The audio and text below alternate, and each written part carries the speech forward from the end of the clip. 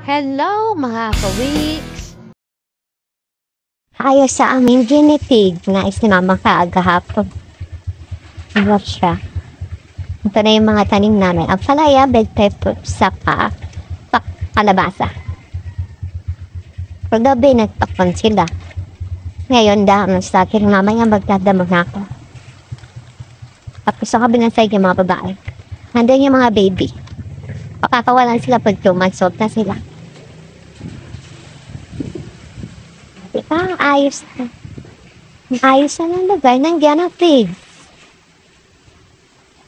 Kulang na lang pan. Tapos koy.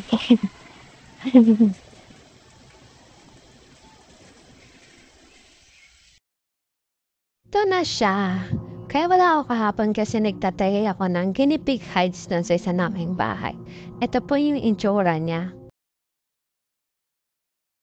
Ito po yung sample ng guinea pig hides na ginawa ko. Kasya po ang breeder ng guinea pig. After nilang kumain, nakakatulog sila na mahimbing dyan sa mga hides na yan. Maganda din yung hides na yan, lalo na pag may buntis kayong guinea pig. Kasi kanimitan dyan sila nakahanap. Tapos yung pups nag-i-stay talaga dyan, mga ilang araw. Pero pag marunong na sila kumakain, na lumalabas na po sila dyan. Bye mga weeks!